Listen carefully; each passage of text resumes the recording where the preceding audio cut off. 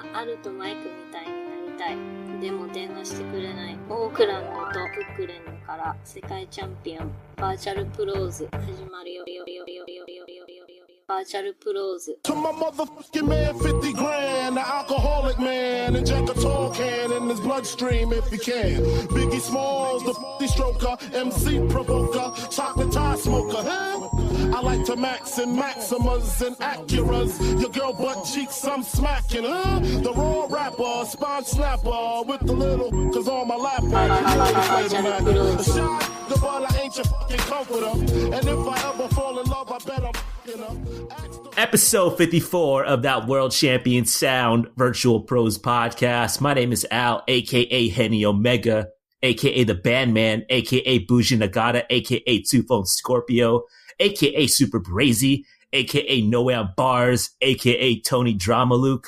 And with me, one half of the Holy Scheming Army, one half of Blemolition, one half of the Heavenly Thotties, one half of the Bread Hunters. Don't forget that one. My main oos, Mike. Hey, what's up, motherfuckers? It's Mike, a.k.a. Butterita Asari, a.k.a. Crack Saber Jr., a.k.a. Wavy Boy Smith, a.k.a. Tim Tam Bigelow. Today's topic, predictions for next year. The Virtual Boys pull out that crystal ball and make wrestling predictions for 2018. Hit us on Twitter and Instagram at VRTLPros. Hit us on SoundCloud, hit that heart. You know I like it. Hit us on iTunes, subscribe, leave a review. Shout out to that one dude that left the review the other day, gave us that 5 stars. Thank you. And if you haven't already, download that Bloody Disgusting app. Have all 54 episodes in the palm of your hands. And if you want to participate, email us at virtualpros64@gmail.com. Mike, we got some emails. You mind starting off with the first one? Yeah, sure. Nice. We're recording a little early this week, so we don't have a lot of content. So bear with us. Yeah, I mean, not as many emails as usually. First one's from good old Seagulls. It's explosions and death matches. He says, "Hey pros, do you guys think the explosions in Japanese death matches hurt or nah? There's stories of Foley coming home from Kawasaki Dream and his wife smelling his burnt skin, but who knows if that's true or not at this point. Obviously, the exploding pool and fireworks going off outside of the ring is a bunch of nonsense, but going face first into one of those boards, aside from the loud ass noise that it makes, is it gonna legit hurt? Thanks, Seagulls, aka Blunter Hurst Helmsley, aka Brick Rude, aka Tiger Yeet Singh, aka Vincent Hennessy McMahon, aka Lil Uzi Vertical Suplex." I imagine they hurt to an extent. I don't know if they're supposed to hurt as much as you're supposed to believe they hurt. I will say a little tidbit that I mean, Bahu said it, so I guess it's true. But he's doing like this little podcast series with this guy named Steve. But I think I don't know if it's just on YouTube or if it's like on a real podcast. I think it's a real podcast. I think it actually pops up if you go to our iTunes and you go to the podcast, like the related podcast. I think it pops up in there actually. But anyways, he's doing like a little history of FMW podcast. And supposedly those explosion rings cost $100,000. I don't know if that's like really true, but that's according to him. And that seems like a lot of money for some bullshit. So I hope it hurts for $100,000. I hope something's happening bad. Yeah, dude, of course they hurt, man. Like after every show, they have to go to the hospital, Seagulls. What do you think they're doing? Just playing around? Also, I feel like I saw like a Megumi Kudo match where like you can see the char on her skin. So yeah, that doesn't look like a work, brother. But yeah, I think we're in agreement here. I think that shit really fucking hurts. Next up is from RTF FTW, titled "Whoop Whoop." I'm shocked. By the way, is it on his YouTube channel yet? Him and Jeff Cannonball? Yeah. Holy shit, that shit had me fucking dying. If you haven't already, peep that video with Shot Glass and Jeff Cannonball. Oh boy, super good stuff. Yeah, Anyway, I watched it at work. I sometimes sneakily watch YouTube videos at work, and I was like laughing so hard that I like hide my face in my desk because I was just like, oh man, it's bad enough I'm watching YouTube videos on the clock, but no one can see me laughing at this shit. Do they really call fucking Wawa? Does Wawa call Oreo sandwich creams? Is that really a fucking thing? I have no idea. I mean, I think that's just the generic term for Oreos, a sandwich cream. What up, homies? Important question this week. With Survivor Series coming up, a lot of people are forgetting that it's going to be the 1-year anniversary of Goldberg beating Lesnar, then bringing his shirtless son into the ring. Personally, I was furious about it. What the fuck was going on in Goldberg's head to think that this was okay to do? Imagine how much that kid got clowned on at school after this. Was seriously considering calling DYFS on him and his wife. With that being said, what's your most cringeworthy moment / storyline in wrestling history that involved kids? While you might think from my tone that the Goldberg incident was mine, Titus O'Neil kissing his pretty grown son on the lips on live TV was definitely worse. If you're unfamiliar with this piece of history, I've attached a pic. To know, I don't know how he won Dad of the Year with that shit happening. Stay up and fuck Goldberg, that piece of shit. Shot Glass, a.k.a. Lex Luger, a.k.a. the Heartbreak Skid Mark, Shawn Michaels. Ew. I kind of feel like all like storylines with kids are pretty sweet. Tyler and Sandman and Raven was pretty good. Mm-hmm. I think Mike and I are both fans of winning the custody of Dominic. Yeah. If I had to pick, I guess this latest one with the Jason Jordan and Kurt Angle's pretty fucking bad. Although it did end with Kurt Angle teaching his son some tough love with Triple H pedigreeing him in front of his dad. So I guess all's well that ends well. What do you think, Mike? First off, supposedly, according to Goldberg, he didn't know his son was going to do that. And he was just like, yeah, I don't know, man. He just did it.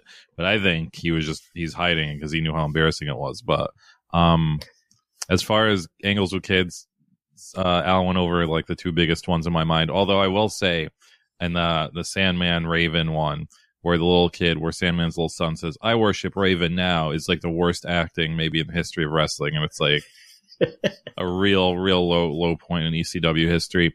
I will say a little. This is a little rarity. I'm gonna put it on the mixtape if I remember, but the Undertaker did a bunch of PSAs back in the day where he's like, they're for like not doing drugs and shit and not drinking and driving. And they're pretty dark. Like, honestly, it's like him like digging a grave and he's just like, don't drink and drive or you'll end up here. But there's like there's like a long form one where this little girl is like reading a poem about drinking and driving, and then like the Undertaker like comes out of the shadows and like puts his hand on her shoulder, and then he's like, don't drink and drive. And it's like, it's pretty fucking creepy. And I would, if I was WWF, I'd have that watched from the internet completely. But I'm gonna put it on our mixtape before that happens, because now it'll probably happen. Next email. Okay. Yeah. Also, this picture of Titus O'Neil kissing his kids square in the mouth. I don't like that. Yeah. I don't like that at all. Next is from some guy named Vincenzo. His bumpers is the subject. He says, "What's up, pros? First of all, I for one would love if you guys brought back Virtual Bros in the near future. Gotta mix shit up. So I gotta say, I love the break time bumpers you played during the show. What's your process in picking those songs? Is there one? Would love a track list of what songs you put up so I can dig a little deeper. Anyway, keep killing it. I'm out. Vin Voltage, aka Cactus Jack. I don't know if that one was taken yet. I don't think it has. I guess this is for me. It's a vibe. No, I'm just kidding. Well, sort of. Like, sometimes, like, I'm trying to work it into whatever segment we're talking about. So last week, I played Big Crit and Lloyd 1999 because we were talking about things that we want to see brought back. But for the most part, when I'm picking bumpers, it's just like what I'm walking to work with at that time. So not exact science, but I kind of feel like people checking for the bumpers is like this little, I don't know how to put it, like nugget that people check for every show. And it's appreciated. Thanks for hitting us up. Yeah, actually, next, I'll spill the beans too. If you just look on the side of our SoundCloud page, a lot of those songs are featured in the liked section. So you just go there. There you go. Damn, Mike is just ooping you guys. I kind of like making you guys hunt or ask, but yeah, spoiler alert, it's on our SoundCloud. Yeah. A lot of them, at least. Next up is from Jason, aka Lineface. What up, Jason? He writes in, "Hey bros, I publicly forgive you for my second place finish in the album art contest last week, even if I'm still bitter about it." He's the one that made the Limp Bizkit hot dog flavored water joint. It was pretty good. As a huge fan of 90s wrestling and now indie and Japanese wrestling, 2017 has been great with tons of matches featuring both Scott Norton versus Joey Janela, Dan Severn versus Matt Riddle, Billy Gunn versus Tanahashi, Haku and the Barbarian versus Nick Gage. All legends of the past and today. Question is, if you had to choose any 90s wrestler who is still alive and could possibly wrestle, who would you unironically want as the ace of your promotion today? I'd be all in for Ken Shamrock or D'Lo Brown taking on all comers nowadays. Thanks for the 2 years of podcasts and introducing me to Budweiser Ritas. That's not good. Jason, Big Dog, Homan Reigns, a.k.a. Billy Stickman, a.k.a. Darren Dozoff, a.k.a. Jumpin' Jim Bluntonels. That's a good one, too. A.k.a. Tom Brandy and Monica, the boy is mine. Oh, Jason, swinging for the fences. Dan Severn might be mine for real. Like, I don't think he looked bad against Joey Janela, and I feel like if I were to start promotion with like weirdos, like he might be the most believable on the circuit right now. What do you think, Mike? It's a tough one, man. If they still had the powers they had back then, I would obviously pick Sabu, but they don't. Not Sabu these days because he's a fucking wreck. Yeah. Also, not to shit on his pick, but I think they tried to make Ken Shamrock the ace of WWF in his prime, and that didn't work. And then they tried to make him the ace of TNA like shortly after that, and that didn't work. So I don't think that Ken Shamrock being the ace of anything in 2017 is gonna get off the ground. But you know, that's true. One can dream, I guess. I would probably go, if we could pick anybody from any part of the planet, I'd probably go with Masato Tanaka because he could fucking still go, and he's from that era. Not a bad pick. I like that. Yeah. Next up's from Seagulls again, and spoiler alert, he fucking sent this whole email verbatim like several episodes ago. I don't know how drunk this dude gets, but it's Seagulls. Come on, man. Yeah. It says, fuck it, another question, wrestling tattoos. Hey pros, is there such a thing as an acceptable wrestling tattoo? I know I've seen some, but just like wrestling merch, it's kind of hard to come by actual wearable pieces. I was behind someone at Wawa recently who was fully decked out in Alexa Bliss merch and had a tattoo on his arm of her autograph. Holy shit. Thanks as always, Seagulls, a.k.a. Trilly Kidman, a.k.a. Big Floss Man, a.k.a. Pill Papa Shango, a.k.a. Lip Finley. So this makes me think that Seagulls asks this question to every podcast that he listens to, and he just forgot he asked it to us already.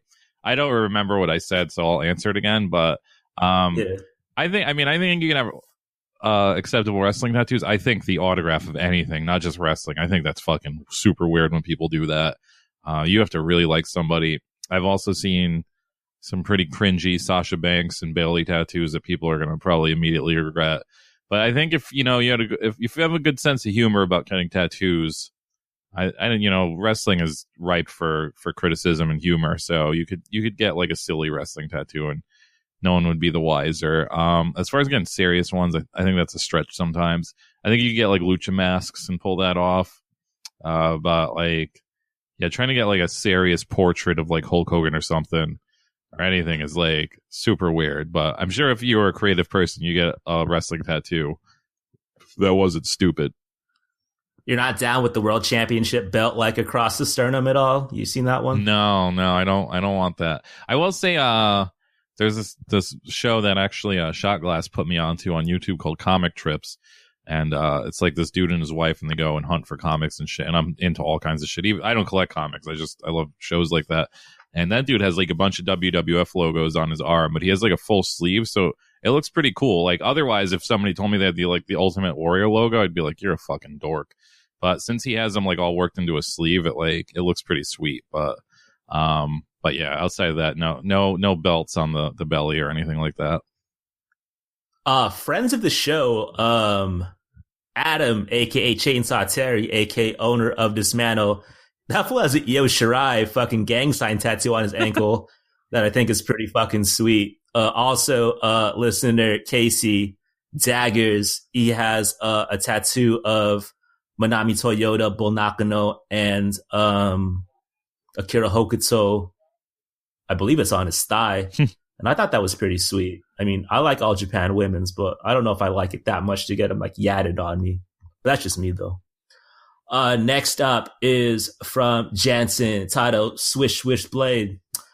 Switchblade Jay White looks too much like the backpack kid from Katy Perry's SNL appearance to take seriously as a badass that could take down Tanahashi. Who else do you feel has a look that really doesn't fit their gimmick? Like Evil just looks like a really tired dude who works at a haunted hayride. Or I like ZSJ way more when he's turning himself and his opponent into a pretzel rather than trying to look like a hard-ass striker with his lanky frame. Jansen, a.k.a. Stan Handsome, a.k.a. No One Man Can Tap Naoya Ogawa, a.k.a. Al Snow Beach, a.k.a. Shane O'Mac Mall. I don't know if it's a look, but have you been watching NXT recently, like within the past 3 weeks? I actually haven't. I'm so behind. Okay, so there's an ongoing feud between the Street Profits and our man Tino Sabatelli and Riddick Moss. I got to start watching. And so that's incredible. The beef started off with the Street Profits being too close to Tino Sabatelli's Maserati, and he was like, yo, you guys got to back away. I bring this up because we know that Tino Sabatelli got money because he was like a fucking cornerback for the Buccaneers. So like, that's like a real like Maserati he bought. But Riddick Moss like is probably like not as rich as Tino Sabatelli. So like when they're like going back and forth, he's like, hey, yo, step away from our car. And like, it's really awkward because like, we all know that Riddick Moss is probably not rich. So this might be like the most like, man, you're not living that life. Like, there's also like another segment where like Tino Sabatelli gets like his dry cleaning, and then Riddick Moss chimes in. He's like, "Hey, don't touch our suits." Like they share. Oh my god, it's really weird. You really got to watch it. Like, I am gonna have to catch up on that. Yeah. First off, I just want to. I think a lot of people go pretty hard on Evil and the way he looks and his gimmick, and I don't think people understand that. Like, I think in Japan they have a different view of what evil is, like the actual descriptive word, not the person. So I think in their eyes, he's like, he fits that bill. And I get it. Like, I mean, the little plastic scythe is a little corny, I guess, but, I don't know. Like, I don't think they're going to have some fucking crazy Satan worshiper coming out. Like, that's not going to happen. So I think he's fine in that gimmick. I don't know why everybody gives him shit. I can't really think of anybody that's just like, whoa, well, man, I think somebody just hit Al with a car. I'm okay. Okay, good. I can't really think of anybody else that's like, just like not part of, like not fitting into their gimmick. I know there had to be like several NXT people at one point or another where I was just like, come on, man, that doesn't fit. But like, I'm just drawing a blank right now, unfortunately. I remember when... We'll get back to it, Jansen. Don't trip. I guess this doesn't count, but when Xavier Woods' gimmick was that he was really into 90s pop culture, that was a real bad gimmick. Yeah. But I mean, I guess he could fit it. That was just real bad. Here's one that's gonna... Oh man, there's two from John. I'll just read them both at the same time. This is one of those ones that's gonna get us in trouble because some recon team is just gonna send this to the person, but whatever. This is from John. It says, yo, Bix is mad bunk, right? How did he weasel his way onto Deadspin with those 17,000 pieces of trash about hot button WWE issues? I don't get it. Why him? How did this happen? Peace fuckos, John. Then he continues, plus that shithead always tries to go toe-to-toe with Dave when you know he worships him. I'll answer this because I know Al tries to shy away from these controversies, but first off, all the credit to Bix. I'm sure Bix, if you guys don't know, he's like one of the leading, wormy wrestling reporters out there. Reporters in quotes, because it's a weird thing to be a reporter about. But I'm sure he tried. Like, I'm sure he put effort into his position of being like the foremost spokesperson for wrestling when Dave Meltzer's busy. But at the same time, it's just like it doesn't. it won't work anymore because everybody has a fucking internet. But when back in the day, like if you had the internet in like the 90s and early 2000s, all you had to do was be an expert on one thing and just keep at it all day, every day. And soon people would just be like, I'm going to go to that person because they're the expert. And I think that's how Bix did it. Cause like he's, I'm sure somebody just Googled wrestling. Like when fucking Deadspin or Vice was like looking for some nerd to comment on this shit. They were just like, oh, this guy seems to be prominent. So they got him. So, it's the same way when you're watching a TV show and it's like train collecting expert, train collecting historian. And you're like, how's that fucking exist? And it's like, cause he's the one guy who does it. And it's the same thing with wrestling. Like there's only like 7 Bixes in the world. Like there's not a lot. Like there's 7 of them. There's Meltzer and Bix and then like Brian Alvarez and a few more, White Keller. So there's not a lot. So like, somebody got to do it, but he probably sacrificed having social life his whole entire life, in order to get this prestigious job of being a wormy wrestling reporter. And, that's good for him. He probably can't do like normal. He probably doesn't know how to ride a bike and shit like that. But like, at least Dave Meltzer, like that dude drops that he's like hanging out on the beach every day. I don't think Bix is hanging out on any fucking beaches. So like, he had to work hard for his position. I think he deserves it. He probably gets paid. I can't fault him for that because that's the dream, getting paid doing your hobby. So good for him. But I'm sure he sacrificed a lot in his life to get there. Nathan Beebs, up and comer. I'm looking out for that guy. That guy, you watch out for fucking Nathan Beebs, dog. Check out Nathan's wrestling review on iTunes. It's really good. It's a really good show. All right, so let's start Team Man Scramble. Yep. That was the last email, right? Yep. All right. My first one in merch news. Minoru Suzuki, he released a collection of 3 hoodies through his streetwear label Piledriver. Each of which cost about $130 US. The catch with these hoodies is that they're like constructed in a way where you can like separate them in half and like mix and match them with other colors. Like, did you watch SmackDown today? No, I saw the picture of the Raw and Shield shirt though. Yeah, they were wearing those shirts like half Raw, half Shield. Like they look really weird. Well, you can do these with Minoru Suzuki hoodies because he constructed them that way with zippers. So, like, we both know that, like, Minoru's kind of wild in with his price point. But what's, like, your absolute, like, ceiling when it comes to buying wrestling merch? Like, what's your top dollar if you, like, were looking for merch and you really wanted it? Like, where are you going to stop money-wise? Are you just talking clothing? Yeah, clothing. My fault. It depends. There was a thing. I didn't even bother, like, posting on our Twitter or anything. And it was a Great Muda, like kind of windbreaker thing that was like, it had the hood on it and it was sold out, but I think it was like 150 and I wouldn't even blinked if that wasn't sold out. Like it was fucking amazing looking, but that's like, a very rare case as far as like common stuff. The only reason I didn't buy that shitty, no, I wouldn't say shitty, but that Kairi Hojo long sleeve that's still on the Stardom website. The only reason it's like after shipping, it's probably like 70 probably. The only reason I don't buy it is because like long sleeves kind of fit weird on me. So I don't want to drop $70 on a long sleeve shirt and then not ever wear it. So, but if I got to try that on, I might drop that, but, that's probably like, that's probably an extreme case. But yeah, average, I would say like 60, 70. That's a pretty high ceiling. I will say that for this upcoming New Japan card in Long Beach, I dropped some pretty serious coin on this one staff jacket. Oh, I'm going to shut that motherfucker down. I can't wait. Related, I posted this on Twitter a couple days ago rather. Is there a wrestler / stable that would compel you to jump into the world of Funko Pops? No.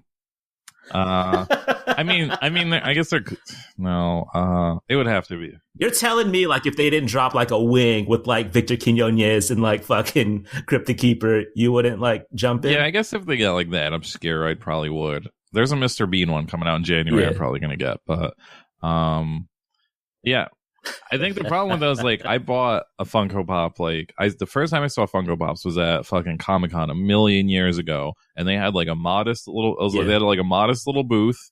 It wasn't, like, a big thing yet, and they had, like, a Jason Voorhees one, and I was like, oh, I'm gonna get that. It's only $10. And I got it, and then I saw, like, a Michael Myers one on clearance at FYE, and because no one was buying them, because no one fucking gave a fuck about them. And I was like, I'll just get that, and I got the rest of the monster guys, all the big horror slashers, and then like a few months later is when I found out that like everyone on Earth had them and loved them, so I just sold them all. But like, yeah, I can't, man. Like, if they did like weird wrestlers, I would, but it's just like the way they look, like they all look the same. I don't know. It would have to be like a real charming one. Like it would have to be bloody. Like I don't know. But even if somebody made like a custom one, it's kind of like Dunnies. Like those things got played out super quick. And so it's just kind of like the same deal. And some of those I think are cool, but it's just like, yeah, I don't know, man. But I have this theory that because Funko Pop has already started another brand called Dorbs, and it's just Funko Pops, but the eyes are different. So I mean, they're just going to come out with another brand where it's like the feet are different or something like that. So maybe 20, 30 years down the road, something will happen where I buy a wrestling one, but I don't think it's going to be anytime soon. The reason why I asked is that Toys R Us dropped I guess, store exclusive Shinsuke Nakamura, and I was like, maybe, but I didn't bite. But yeah, Funko Pops, not a fan, and I don't think there'd be like one that could drop where I would just jump into that world. It's too ridiculous. I forgot to lead off with this, but I am drinking currently, if you couldn't tell by my slurred speech, an El Segundo Brewing Company, Steve Austin's Broken Skull IPA, India Pale Ale. I'll give you guys a quick review. It tastes like any other IPA, but man, am I feeling it right now. IPAs are not my joint, so they kind of hit me a little harder than most people. Also, I'm Asian, so like I think I'm just like genetically disposed to not handle like this kind of alcohol. So for the next 30 minutes, if I get out of pocket, that's your reason. Yeah. Stone Cold Steve Austin. I was going to say that somebody had a snarky remark about that on Twitter for you. I don't understand that. Oh, yeah, I saw that. I've never had that beer because I remember seeing it and being like, oh, I'm going to buy that. And I looked at the fucking website and it was like $9 or something. I was like, fuck off, man. Like, just because you're Stone Cold Steve Austin. Yeah, I paid $9.99 for this bottle. Yeah. Really? I paid a pretty penny for it. Yeah, I don't know, man. I was just like, I've heard this on a podcast once. Let me see what happens. And right now it's working. I've paid some wild prices for alcohol recently, so I'm not judging about the price, but it's just like, I thought it was just on the fucking website is $10 because it's fucking Stone Cold, but if it's in stores at $10, that's a spicy meatball. Next up, GCW, they recently had a card titled Worst Behavior, which makes me think that they're fans of Drake. If GCW like hired you and you had the choice to name their next card, but like you had to carry on the same Drake theme, what will you go with? Man, this is tough because I'm a pretty big Drake fan, so I'm just trying to think of what would make the best wrestling title.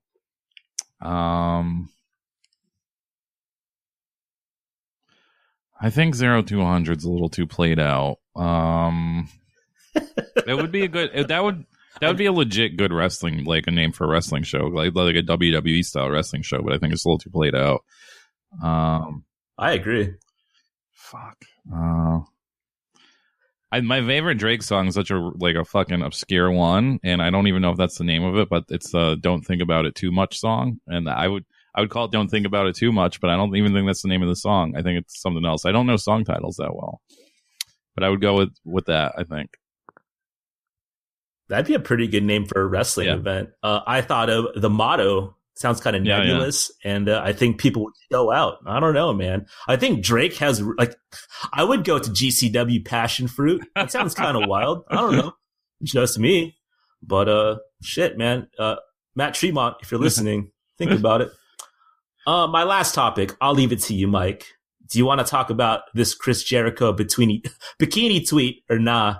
I mean, I talked about my fucking, not to get too behind the screens, I talked about my girlfriend with this in real life, so I'll talk to it on the fucking podcast.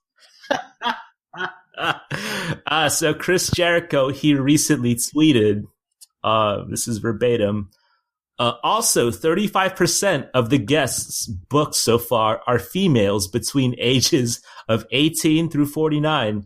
That's a lot of bikinis. Book your cabin now. So for those of you that don't know, Chris Jericho's throwing some kind of cruise where there's like wrestling. And I guess this is supposed to be some kind of selling point. And this kind of had Twitter aflame. And I can kind of see why. I mean, for me, Chris Jericho shouldn't be like releasing the demographics, like the fucking metrics of like ticket buyers, and like subtly hinting that you could get some buns on this like wrestling cruise. Yeah, Chris, you got to rethink this tweet, brother. What do you think? I have 1,000 things I think about this, but I probably can't say a lot of them. But first off, Al is right. You shouldn't, like, that is a weird thing to be like, oh, 18 to 35, like 18 to 49-year-old, 35%. That's some weird fucking shit, man. That is real weird. Right. The thing about the bikinis, like, the dude's 47 years old. Get off his ass, man. Like, I have like bigger feelings about all this stuff, like bigger serious feelings where everybody's offended about everything right now and they have to fucking act outraged. And I'm sure a lot of it's genuine. I'm sure a lot of people have these genuine outraged feelings because they're very delicate people or whatever. Like, I don't fucking know. I grew up very rough, so I'm not like, I don't know. I don't have these very delicate feelings about things. But I do think a lot of people do this just to get like retweets and like, you know, fucking reposts and shit like that and favorites. And that's fucking gross, man. You're way worse than the original poster. I'm outraged because he said bikinis and he's using women as objects. Fuck off. You don't fucking care. Like, you don't care about this shit that much. Like, why is everybody acting like a fucking cop from like a 1960s movie now? Where it's just like, I'm outraged. You talked about bikinis. Like, fucking, they sell them to women. Women fucking buy them. They want to wear them. Like, I don't fucking know. So half of me is like Jericho's kind of just a creep for tweeting weird demographics and wanting to see 18-year-olds in bikinis, but I don't think he meant it in that way. I just think, you know, people twist it out of context. And, you know, what the fuck, man? He knows his audience. It's a bunch of sweaty, unshowered wrestling fans. And he's trying to get a very high sum of money from them. And so how else is he going to do it? Like, I mean, you can't fault him for that. You gotta do something. Like, I think the minimum price for that shit is $500. So that means like, that's like sleeping outside on the deck and like not getting any food. Like you're just fucking starving to death for a week, being all cold and shit, like at night. So like, yeah, it's probably like at least $1,500 if you like want a room and shit. So like, you gotta do something to get these wrestling fans money. So I'm not going to fault him for his marketing. It is weird to give out demographics. I think I had one more thing to say about this where I'm just going to dig myself a hole, but I'm trying to think of what it was. Yeah,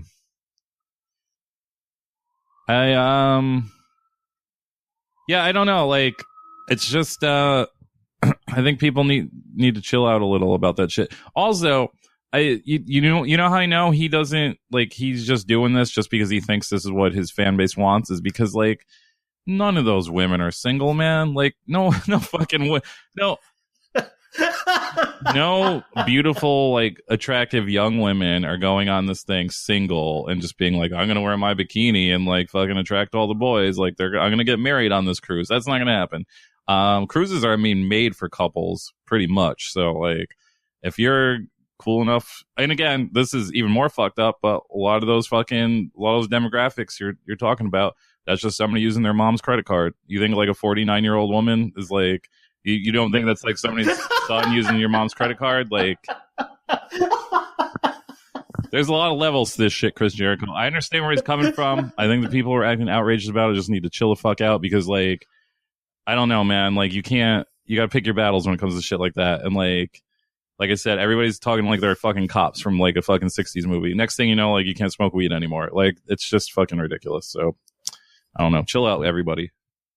Yo, That's why we're the pros, right? That's why we're the fucking virtual pros. Like, I think this tweet is like really creepy, but like in my personal life, have I ever asked my friend like, yo, are there going to be girls at this party? Is Rosemary with the dimples? Is she going to be there? Yeah, I've asked that in my life. Are you going to fucking put me in jail now? Like, yeah, dude. Please. I kind of wish, not to bring up old shit, but I kind of wish this thing I'm about to bring up happened now instead of it happened a year or two ago. But a prominent wrestling blogger from a fucking wrestling website that I read stole somebody's nudes, stole some wrestler's nudes. That fucking happened. That dude was a big, like, I'm a feminist, like, up until that point. Stole some wrestlers' nudes, allegedly. I don't know if it's ever proven. But it was before the internet acted outraged about everything. So he's just living still. But, like, that's way fucking worse than tweeting about bikinis, man. Like, to sell a cruise, like, I don't know, man. People need to chill the fuck out. And I know the thing that bothers me the most is, like I said, they're just doing it to get retweets. And it's just, like, it's gross and disgusting. Okay. So, my, two-man scramble is much more lighthearted. Josh Welf, of the famous Josh Welf t-shirt watch. I found out today on Twitter, a long time ago, like almost a year ago, he won some weird contest on Twitter to win this Lucha mystery box thing, like one of those monthly boxes from a company called Lucha Loot. And I assumed he got this thing a long time ago, but I discovered through Twitter he did not get it today. Through a series of tweets, we tweeted this Lucha Loot character. And supposedly now Welf is going to get some super deluxe Lucha box because he never got his original box. I'm only mentioning this on the show because this is the start of a new Josh Welf countdown clock to see if he actually gets his Lucha Loot box. So this is the first day. You're listening to this a few days after it's recording, so this is November 14th. So just write that down in your calendars because that is the new Josh Welf Lucha Loot countdown. Lucha Loot, if you listen to this, you're on the clock, buddy. You gotta get him this box. Josh, not having good luck with luchadors in 2017. That's for sure, man. Getting fucking swindled left and right. Good. I'll just get this out of the way. Twitter of the week. I'm gonna expand to YouTube too, because I want to give a shout out to the Flaming Table, as Al alluded to earlier. Jeff Cannonball does a wrestling or YouTube channel now called the Flaming Table, which is just a ripoff of Hot Ones. If you guys watch Hot Ones on YouTube, it's a show where this guy Sean gets a bunch of celebrities and rappers and stuff to eat 10 hot wings, like in varying degrees of hotness. And Jeff has been doing that with wrestlers. And I'm not gonna lie to you guys. It's not a lot of wrestlers I recognize. Like, I think there's been one on there where I was like, oh, I know that guy. But outside of that, it's just been like people. But like, Jeff has definitely assembled quite a cast of characters of babies who can't handle hot sauce, and it's real interesting because these people are fucking not into it at all, and it's pretty sweet. So check out the Flaming Table if you like seeing people in pain eating hot shit, because I love it. It's a good show. I like it a lot. Okay, now the actual few topics that I have. I passed this on to Al, but in the Wrestling Observer this week, Dave Meltzer wrote a thing for Manami Toyota's retirement, and I will say I just want to say it's one of the better pieces of writing that's been in the Wrestling Observer lately.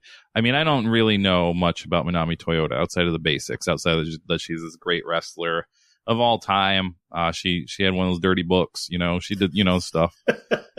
I'm outraged about it, honestly. I'm fucking outraged she made one of those books. I don't know how you can deal with yourself that she made one of those books. But anyways, it's like really fucking good. I was reading on the train today and I was like actually getting like, it was like reading the story of Rocky, basically. She's definitely had a life that they can make a movie about. And it just goes to show you that, like, I don't think like women's wrestling is ever going to be that level, like in America or even in Japan again. But it's a pretty incredible read. So definite shout out to that. I'm sure you read it, Al, because I sent it to you. So it's real good. I liked it a lot. I learned a lot more about Manami Toyota in that article that I have like in the past 10 years of just watching her matches and just like reading YouTube comments. So if you have a subscription to the Wrestling Observer newsletter, it's a must read. Yeah, for sure. My only other topics, one's real long and drawn out just because I didn't know how much content we would have for the show. But before that, you haven't been watching any of this fucking new NWA shit, have you? Nah. Man, I don't know, man. Like, I was just kind of ignoring it because I don't give a shit. And then, like, people on the internet were like, oh, it's so well done. It's like the best, most well done wrestling thing in so long. And I'm just like looking at like this, like the YouTube captions and just like, you know, the still shots. And I'm like, this isn't the most well done anything. So I don't know what anybody's talking about. So then I find out they have a champion named Tim Storm. And I'm like, that's weird. I've never heard of this wrestler. And I think I know an above average amount about wrestling. So, so I was like, oh, maybe I'll learn about him. And I went to his Wikipedia and it's pretty bare. It's just like, you probably find more about like weird, like Big Japan 90s wrestlers, like just obscure guys who wrestled in Big Japan for 12 years, like 2 years, more on Wikipedia than this Tim Storm fellow. So I'm just like, I don't know, man. This dude's like 52. He's a school teacher. He sounds like everybody's dad. Like, I don't know. So today I was like, finally, I'll just watch these videos. Maybe they're really fucking great. They're not good. There's 4 or 5 videos they made. They all really want you to know that Ric Flair and Lou Thesz held that NWA title at one point. It's the most talked about talking point in all of these videos. It's just like they say 10 pounds of gold a lot, man. They say it a lot. Like they have all the beats from WWE where it's just like you gotta drill this shit into people's heads, and they're trying to like, I don't know, according to William Patrick Corgan, they're supposed to be like trying to appeal to a new fan, like, because all that old shit's dated, but all they keep on talking about is old shit, man. They're fucking champions, 52 years old. I don't know, man. Like, I'm looking down on Twitter and the rest of wrestling social media. I don't know who you guys are fooling. I don't know if you guys want jobs with NWA.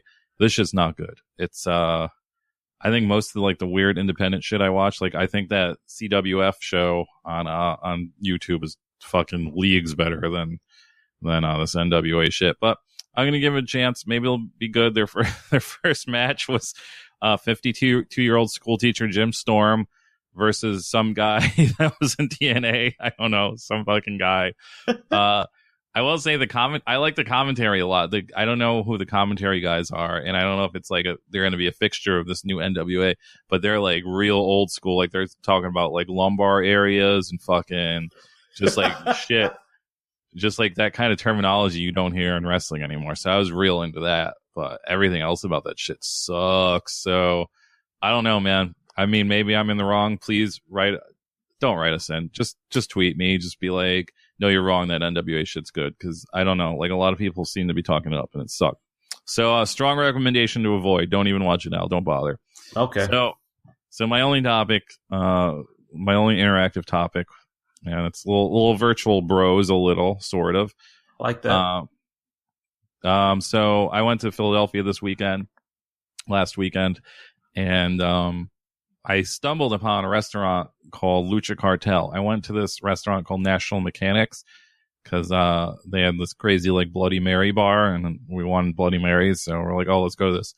And they were really good. National Mechanics is a pretty cool place. It's in like an old remodeled bank, and so it's like pretty weird vibe in this place.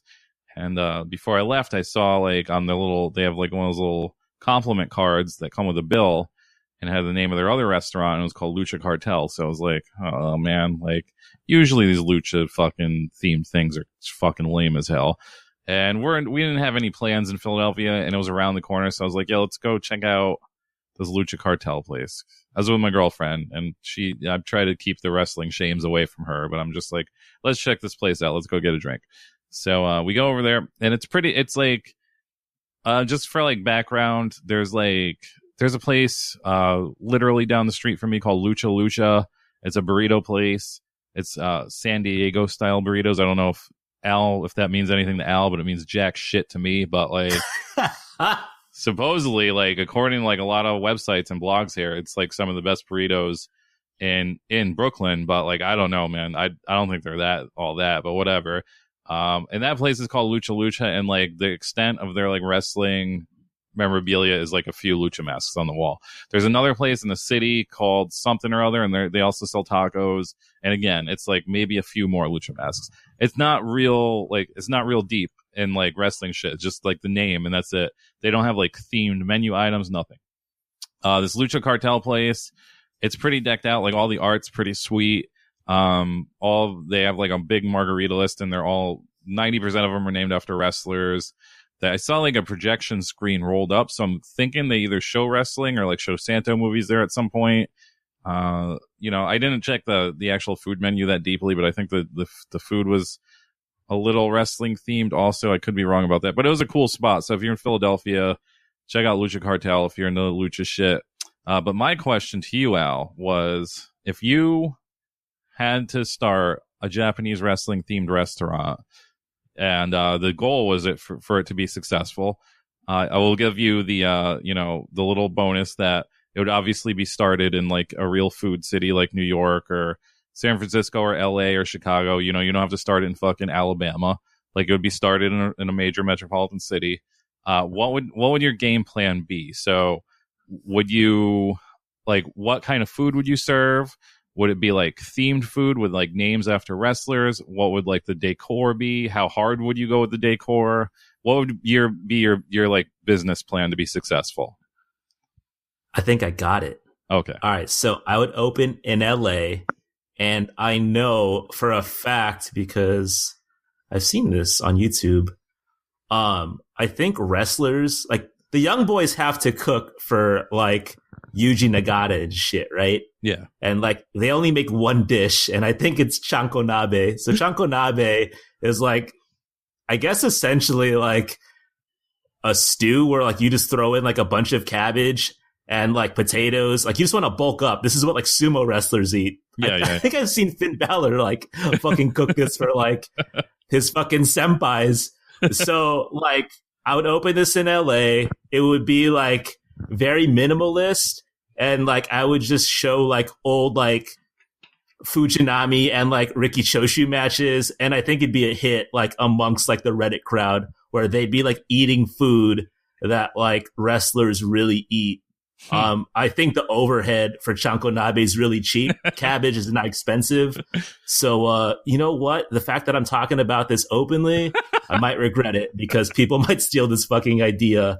Like, it'd just be like this wooden interior, and there'd just be like, it'd be kind of like hot pot. Yeah. But it'd be like chanko nabe instead. What do you think? Would you eat here? I think that's a good idea, man. That's like way off. That's way off my radar. But I think if it had like good write-ups, I would definitely check it out. I would say I would be tricked into checking it out because I would not want to really eat that food. But yeah, if it had like good write-ups, I think I would be into that. My only like experience with this is like I've heard, I can't even remember the name, but supposedly there's a restaurant here that has like some kind of Japanese wrestling memorabilia to an extent. I think it's a ramen place, but I can't remember because it's like out of my New York jurisdiction. Like it's in the higher area of New York. And I remember going to their website, and there's no like inkling of there being any wrestling. I think it's just the guy who owns it is like kind of into wrestling, so he has like old Japanese wrestling memorabilia apparently.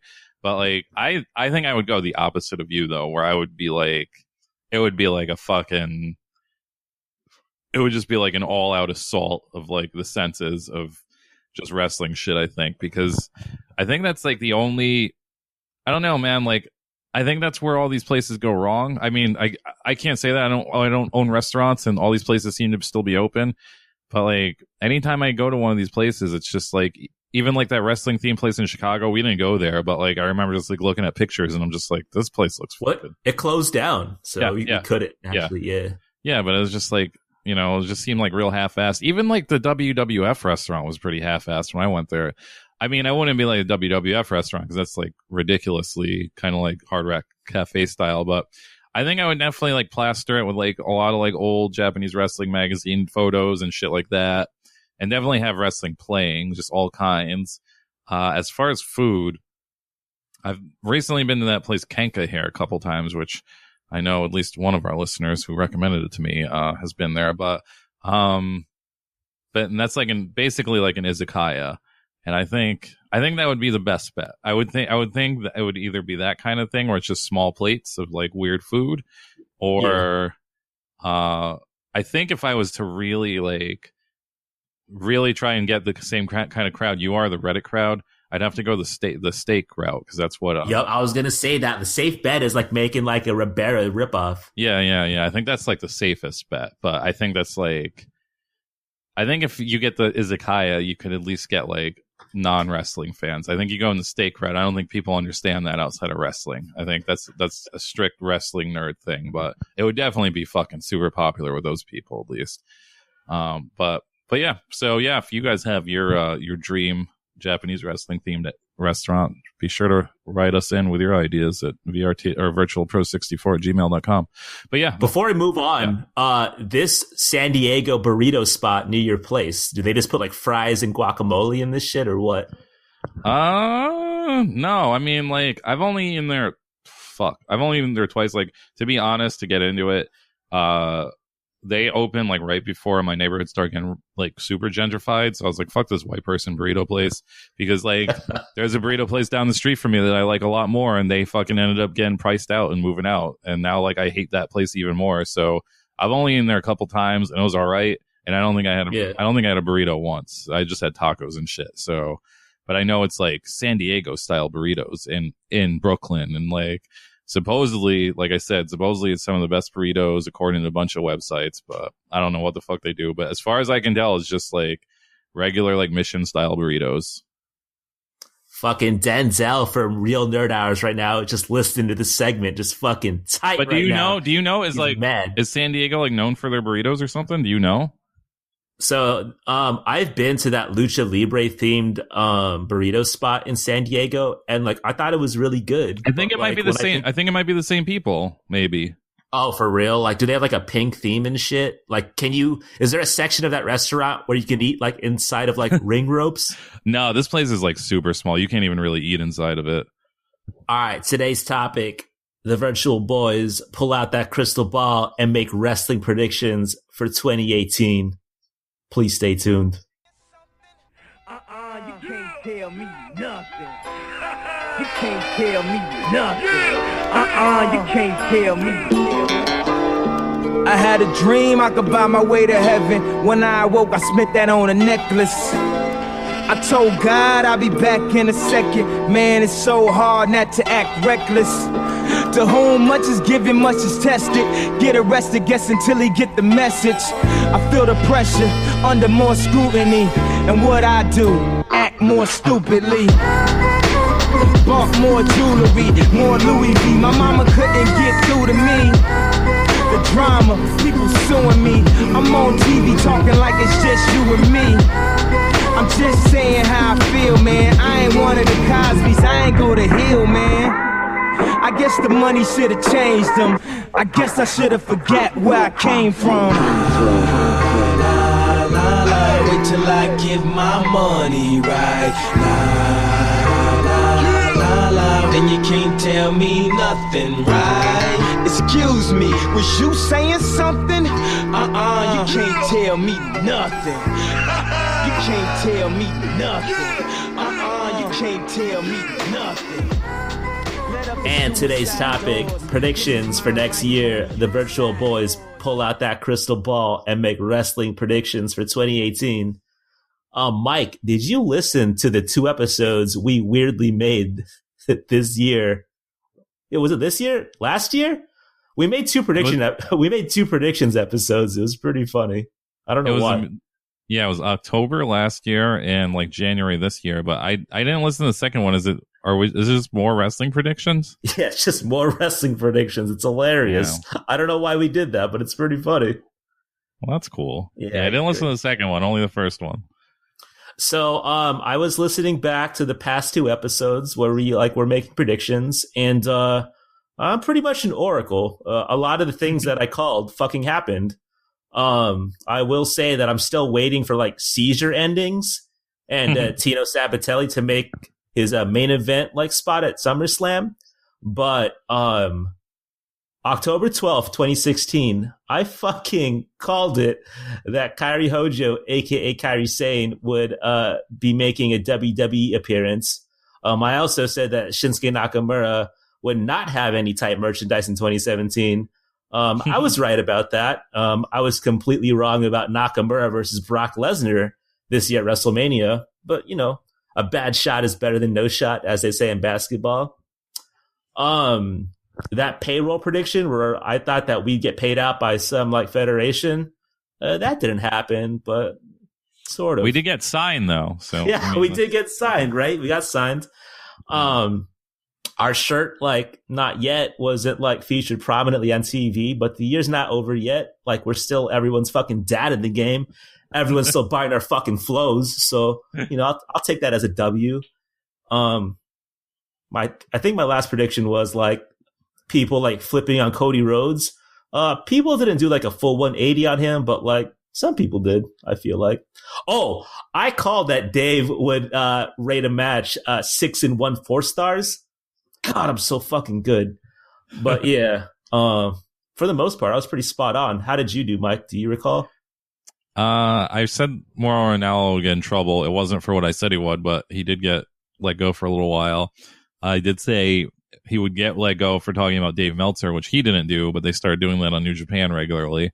There was one more that I was actually right about, but now I can't remember what it was, but there was something else, and I just listened to this yesterday and I already forgot. But trust me, guys, there was one that I was like completely wrong on, but outside of that, like everything else, I was fucking spot on about. So we're so smart. Yeah. I'll start off with my first 2018 prediction.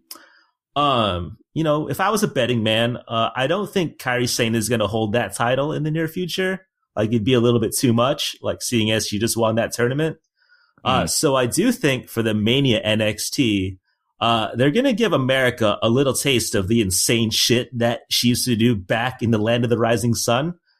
So my first prediction is that one, Io Shirai is going to make a one-off appearance on an NXT takeover and go one-on-one with the Pirate Princess. For those that don't know, like, Io was like supposed to sign with the E, but it was like found out she had some sort of like heart issue. I mean, for me, she gives me a heart issue, but like, that's besides the point. But like, I think this is going to be like some sort of like Jushin Liger, like one-off deal where she's like not officially signed to the E, but like she's going to show out. I think like my Scoop Spidey senses, like, were kind of going off when like Jim Ross was like name dropping Stardom, like during the Mae Young Classic. So like, who knows? Like, yo, Nathan, if you're listening, like, chime in. I'd appreciate it. But I think Io's going to show up next year. Yeah, I don't think that's going to happen, but who knows? Maybe. We'll see. I think it would be more like maybe like Mako Satomura or somebody like that would show up, but who knows? Which I think you predicted she might show up in the Mae Young Classic too, which she didn't, but maybe this year. As far as my predictions, I'm going to say right now they're all a little too serious for the show. Me too, man. They're really dorky.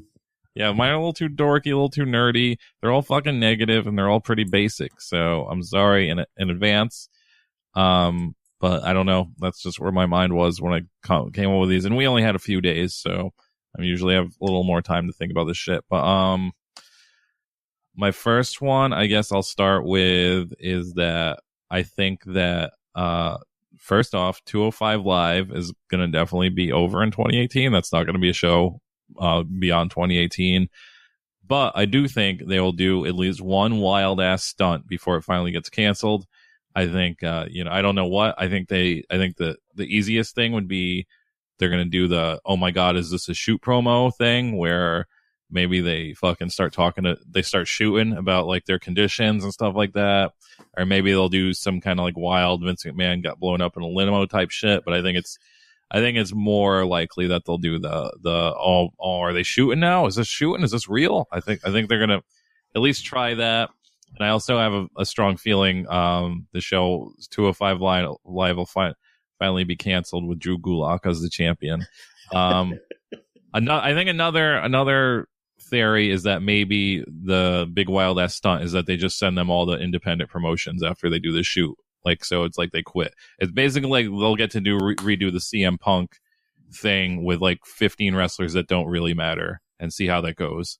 And I think that's good because WWE likes repeating shit that was like mildly popular. So I think that's a good chance of happening. Damn, Hideo Itami. I feel sorry for you, brother. Yeah. It sucks. I can see that happening, though. My next prediction for 2018. I think that the WWE looked at that like most recent Chris Jericho New Japan video, and they were like, "I bet." I also feel like very shameful for like looking up in Google recently WWE 2018 expiring contracts. So I do predict the following defections will happen from both companies. I think the odds are pretty good that Daniel Bryan fucking dips and goes in New Japan since like his contract is up next year. And like that guy, from all accounts, like he wants to fucking wrestle again. Maybe I haven't disclosed this, but like I've watched a lot of Pride and like other like assorted Japanese MMA back in the day. And it's pretty clear that like medical evaluations like are the least of their worries in Japan, and like entertainment trumps all. So Daniel Bryan wrestling in Japan is like, that could happen. Like, I'm pretty interested in seeing like how it's going to go down. On the other side, I also do think that the WWE is just going to like back up that Brinks truck, for the Young Bucks, like, which is going to be like some massive like backfire, because like if they sign, it'd be like the ultimate 180, and like they're pretty like admittedly successful like branding, towards like people that like use like heel and mark in their daily language. Like, what are you going to be mad at if the Young Bucks sign with the WWE? So, I do see them signing next year. What do you think? I think the chances of Daniel Bryan are much higher than the Young Bucks showing up, but I do think there's going to be some like pretty insane talent swap going down next year. Yeah, this is pretty much one of my predictions that I was going to say for last. Pretty much almost completely, except my twist was going to be that Daniel Bryan is not going to sign to New Japan. I think this is all fucking, he's blowing smoke up everybody's ass. He's not going anywhere. He has a nice cushy job where he gets paid to do nothing. And I'm sure his wife is just going to be like, you got a kid, man. Like, you can't be doing this fucking wrestling shit. Grow up. And he's just going to be like, well, that's what my wife said, so I'm not going to do it. I think he's just fucking, I think he's pulling everybody's leg. I do think the lead up for I think after WrestleMania, because WrestleMania is April, that gives it like a good 6 months to build up, is going to be nauseating with like all the speculation. Like every day, every fucking scoop site is going to have a new thing about it, and it's going to be so nauseating.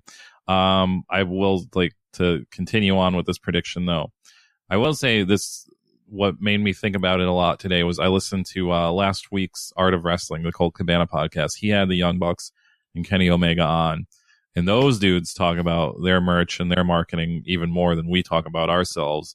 And it's it's really impressive. So I don't think they'll sign, but like, I do think, like you said, I think there's going to be a lot of defections, but I think it's going to be the other way around, where it's like, it's going to be like a lot of people where you're like, oh, they're definitely signing WWE, and they're just going to be like, nah, I don't think we're going to do that. I think we're just going to stay in our lanes and do this shit. Because I feel like, that was one of my predictions that sort of came true from last year, was that like wrestling would become more acceptable. And I don't really think it's exactly there yet, but I do think that wrestling is starting to mirror, like kind of like the music industry about 10 years ago, where, if you guys remember, if you're younger, you probably don't even fucking remember this shit, but like 10, 15 years ago, it was like unheard of to not be on a major label. Like if you wanted to be popular, you had to be on a major label, and that doesn't exist at all anymore. Like that, like there's like 4 people on major labels now. It's like Drake, Rihanna, Beyonce, and Taylor Swift, and that's it. Like everybody else is just like on whatever label they make up in their heads, and it doesn't matter. No one fucking cares about record labels anymore. It's just like everybody's just doing their own thing, and I think that's kind of how wrestling's going to be, where it's just like no one needs to watch WWE. Like you admitted yourself, I'd like, as soon as you said you didn't watch Raw, you don't watch Raw anymore, and you just watch the YouTube videos, I started doing the same thing. I'm just like, why the fuck am I wasting my time? I don't need to watch Raw. Let's watch the fucking YouTube videos the next day. And so I stopped watching Raw too. And like wrestling is just like, it might not happen in 2018, but I think like within the next 3 years, it'll definitely just be like, people will just be watching GIFs. They'll be watching shit on YouTube. They'll just know wrestlers, like, just like the Young Bucks. Like there's just going to be more Young Bucks. Like I can't think of like the first, like independent rapper that hit big, but I mean there was one, like it happened. I just can't think of who it was. I mean, I guess you could count people like Company Flow and like LP and even Eminem, like all those raucous rappers to an extent. But I mean, I think like the true takeover of everybody being independent didn't happen until years after that. But yeah, like it's just going to be like there'll be more and more wrestlers that are just known outside of WWE until it just becomes this big homogenous thing where wrestling is wrestling and there's no big, huge branding anymore. I think a lot of these independent wrestlers that are making a lot of money are realizing they don't need to sign a WWE. And I think, so I don't know if WWE will be getting as many defectors to them, but I do think they will start throwing around money when that happens to like real weird people. Like, I don't know, man, like Jay fucking Minoru Suzuki's just gonna show up on Raw one time. That'd be pretty fucking sick. Like I could see them like re-signing Juice Robinson to like, you know, like fucking like Seth Rollins numbers. Like, oh my God, like, you know, look what we were missing, and then he's just gonna be CJ Parker again. Like it's gonna be shit like that. So yeah, I guess we had the same prediction there, basically. Oh, was that your last one? No, I had another one, but that was my second one. So what's your last one? Oh, okay. I got you. My last one, this actually might happen for real. So every summer for like the past 3 years, like we've gotten some kind of like specialty tournament. Like we got a tag team tournament with the Dusty Classic. We got a Cruiserweight Classic. And most recently, we got a women's tournament in the Mae Young Classic. So I think without question, 2018 is going to see some kind of like boutique tournament again, because like it does pretty good numbers, like it draws attention. But like when I realized this, I asked myself like, what target audience can like the WWE target? And it kind of had me thinking about this stat that I read like in Forbes, I think, where they were talking about the median age of pro wrestling and like their viewers. And they said something like in 2000, the median age was 28, but in 2016, it jumped to 54. And I think the answer is right there. So I think like your real stone cold lock of the century of the fucking week for 2018 is during the summer, the WWE is going to run an Old Hounds Classic, which is just going to be a tournament comprised of wrestlers 60 and over. And I think it's going to be like this incredible success. Like you kind of see like the WWE like angling for like nostalgia dollars by like bringing back shit like Starrcade and War Games. And I think like the next logical step is like bringing back like old hounds like Dory Funk Jr. or like, oh wait, well, Gypsy Joe, he's sadly no longer with us, but like if the WWE like brought over like Gran Hamada and like had him like wrestle Dan Severn, or like Jerry Lawler versus like Great Kojika, like just saying this shit out aloud like has me fucking wildly excited. So like personally, like I'm all in for the Old Hounds Classic. I see. I think the problem with that is like for it to work, it would have to be people like mid 40s and over, and they already had like all their stars now are in their mid 40s, so it's kind of like they can't admit it. So it would have to be those real old guys, and that shit would suck to watch. Like it would be awkward. No, would it? No way. I'm into it.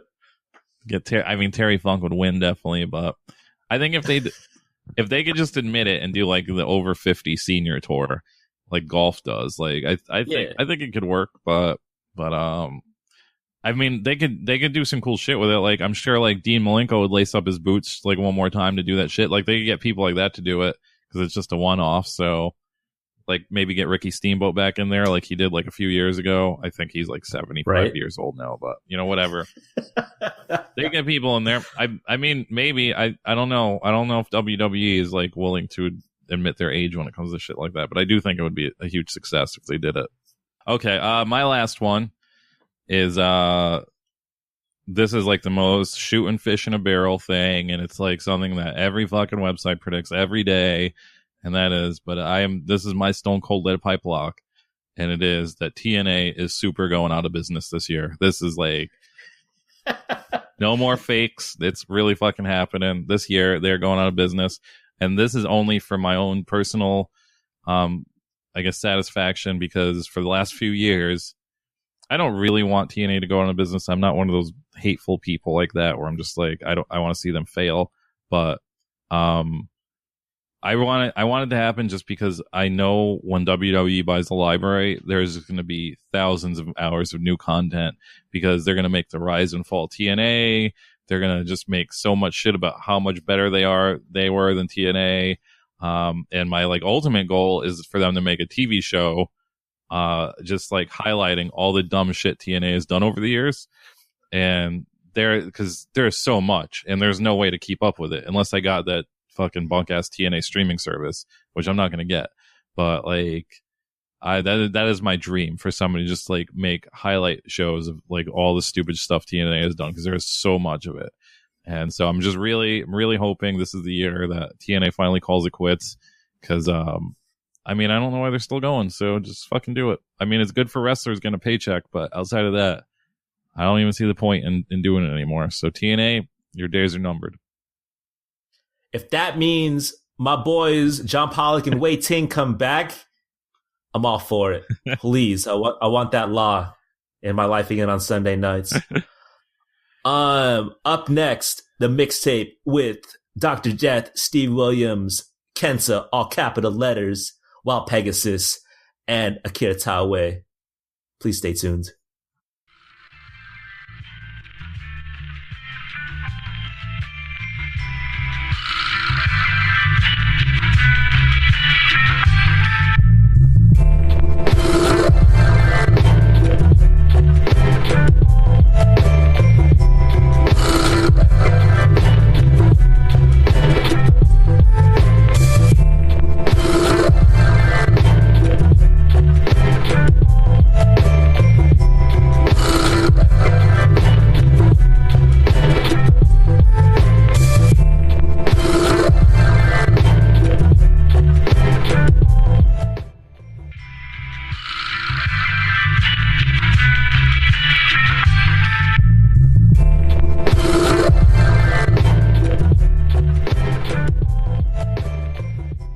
Welcome back to Virtual Pros, episode 54. If you haven't already, follow us on Twitter and Instagram at VRTLPros.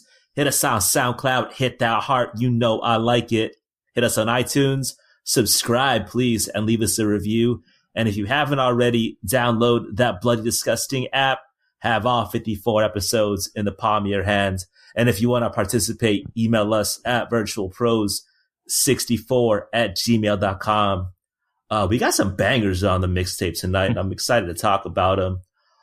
First up, we got Kenta versus Ricky Marvin, Noah, 10/15/2009.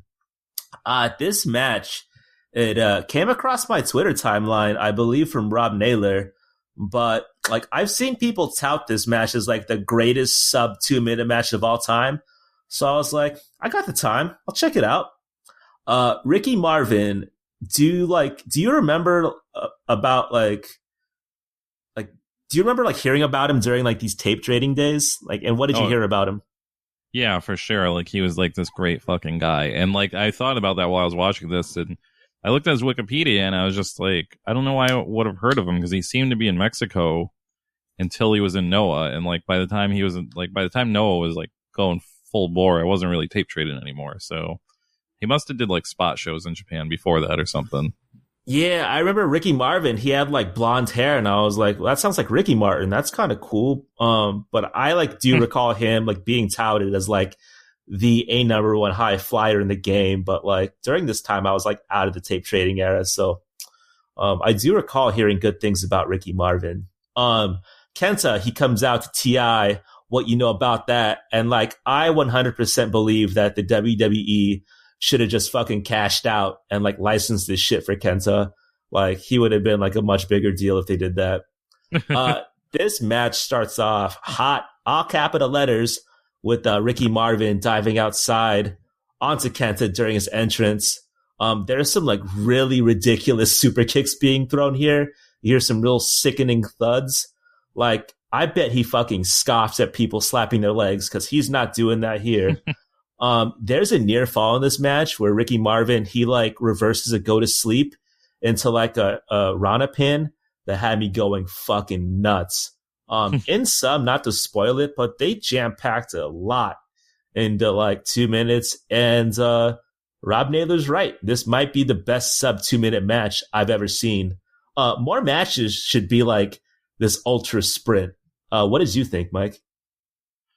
Yeah, I pretty much the same. I don't really have notes outside. I thought this was a really good quick match, and they should do more stuff like this because it wasn't dumb. Like everything made sense. Still, it was short, and like all the moves were still high impact, but it wasn't dumb. Like it just like everything made sense. And just like to my point from last episode about Kenny Omega doesn't need to wrestle these 25-minute matches every time he gets in the ring. If he did like one of these matches every once in a while, it would be fucking amazing. I know that's not really New Japan style, but I mean, just from this one match, like I'm only watching these Kenta matches in retrospect from this show.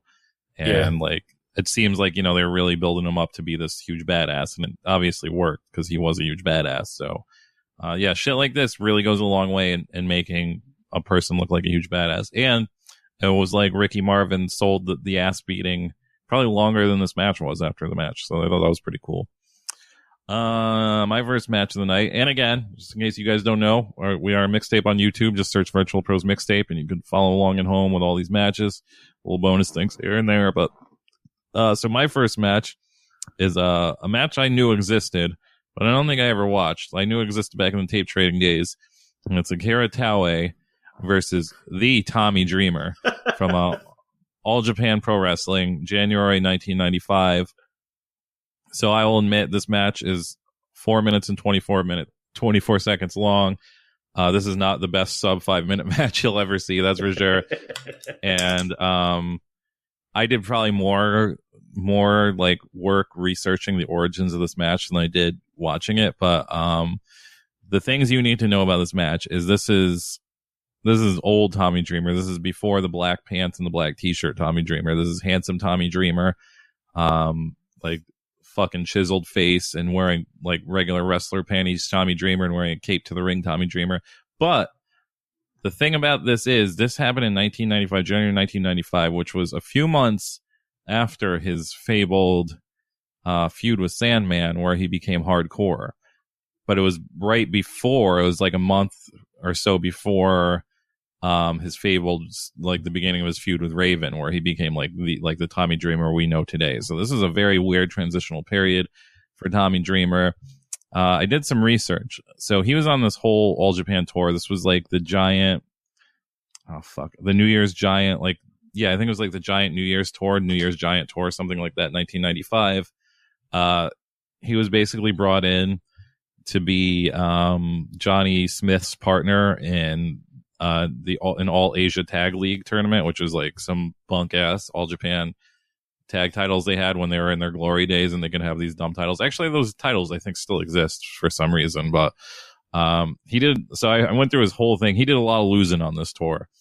Some notable things that stuck out were that he actually he lost him, Johnny Smith, and Dr. Death Steve Williams formed a tag team, a 6-man tag team, and lost to the Holy Demon Army in 24 minutes on one of these shows. So that was a big one.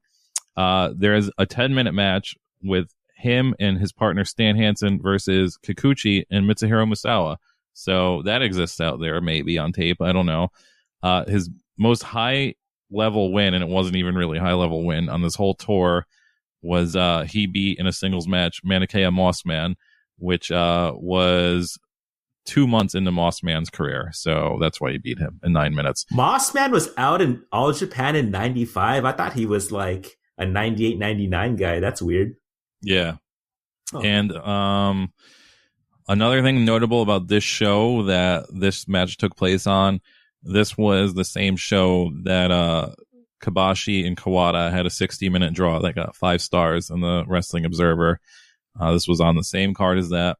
Outside of that, the only thing notable about this move with this match, which is basically a squash match for Akira Taue, is that Tommy Dreamer does the worst looking top rope splash anybody has done in the history of wrestling.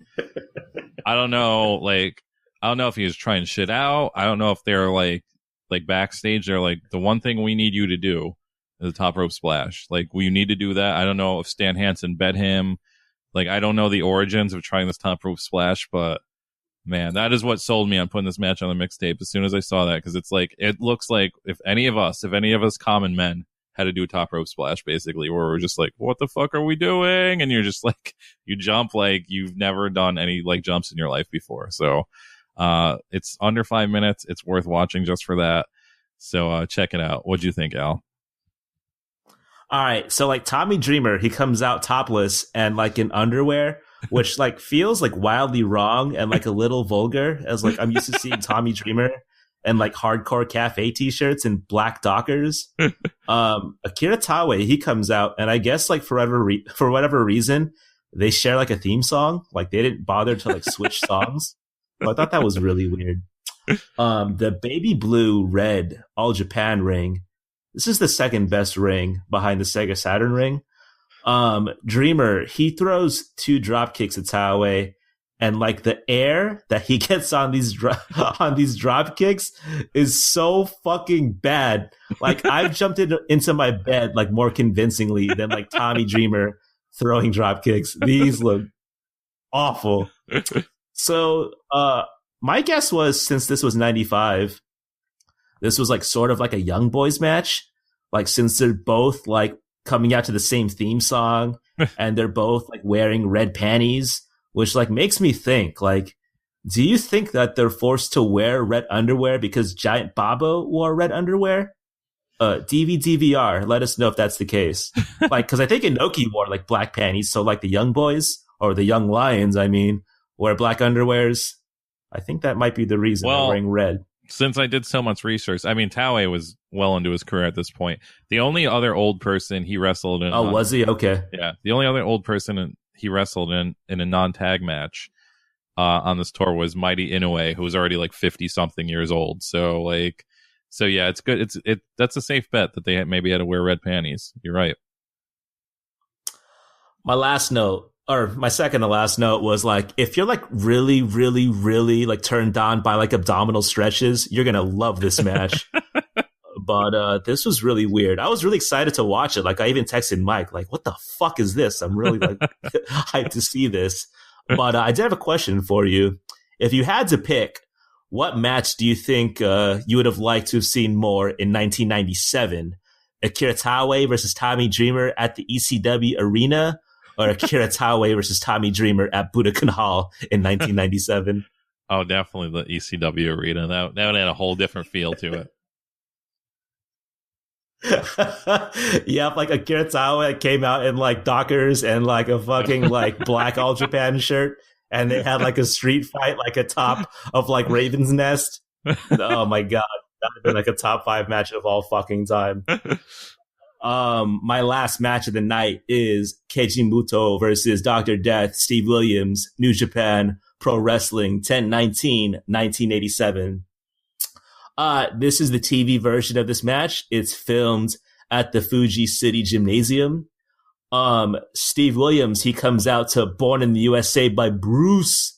Keiji Muto, he comes out to Final Countdown, and I'm pretty sure like this is during his Space Wolf phase. The crowd is really, really into Keiji Muto. Dr. Death, he's rocking an incredible shirt of himself during this match. Hopefully I can cop that soon because I really like it. I will say that like Dr. Death low-key has some like really underrated merchandise. I sold the All Japan t-shirt that I think listener Casey lost. So I'm pretty mad at Casey for that, actually. I hate to be that guy, but like this might be the nerdiest thing I've ever said on this show. But during this match, Dr. Death, he applies the chin lock that's so light, it kind of takes me out of this match because it looks so fake. Like I get this is 1987, like so like he might be green, but it was just like weird to see Steve Williams, aka Dr. Death, do something that wasn't like incredibly painful looking. I also think this is year 2 into Muto's career. And if like that's the case, like it's no surprise like he went on to be like this top 10 Hall of Fame all-timer, because like even like 2 years in, like he's like enthralling to watch. With that said, I will say that his moonsault is still like whatever to me. But I mean, he's a really good wrestler. I think both these guys are pretty green here. Like, and at times it gets pretty sloppy. But for like the participants alone, I think it's worth a poke. What'd you think, Mike? I don't know Steve Williams' history that much, but I'm pretty sure he was well into his career at this point. But yeah, this match is weird. As Al said, they come out to Born in the USA in the Final Countdown, which is a true like 80s theme fucking showdown right there. Those are some big bangers of the 80s. So you got to really choose your side in this match. Also, before this match starts, they play a pretty cool looking movie clip. I don't know what the fuck it is. Yeah. If anybody knows what that movie is, I'd love to know. If anybody speaks Japanese out there and would like to tell us what that movie is, because I'm sure it's nothing that was ever ported over to America, but I could probably still track it down if it exists. Yeah, it's very weird. This match is very weird basically because it plays out like a mid-90s Raw squash match, basically, like if Razor Ramon fought like Aldo Montoya. So it's not like a complete squash match, but it's like a match where you know who's going to win. But I mean, I personally didn't know who's going to win because I didn't know where these guys were in their careers at this point. But like, it's basically, yeah, it's Williams doing like the lightest moves, doing fucking these stupid swinging in the ropes, elbow drops over and over again, just real dumb shit. And it's, you know, it's clipped. I think it's like 10 minutes total, but it's clipped. So it's like you see like 7 or 8 minutes of it. But it's really weird because the difference between this squash match and what you would see on Raw is right before Steve Williams hits the fucking the Oklahoma Slam or Alabama Slam or whatever the fuck he calls his move. They let Muto do his moonsault and his space rolling elbow out of nowhere. It's just like he does the rolling elbow out of nowhere and then does his moonsault and everybody goes nuts. And then like he just gets pinned right after that. But it was like really weird where they were just like, you got to get your shit in real quick.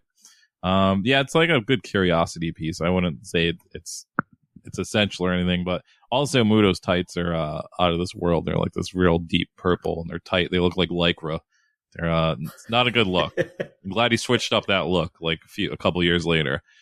Okay, my last match, as I alluded to last episode, when Al picked that Steiner Brothers versus the Hellraisers match, I did a deep dive into Wikipedia, looking up all these weird early to mid-90s New Japan tag team scene wrestling matches.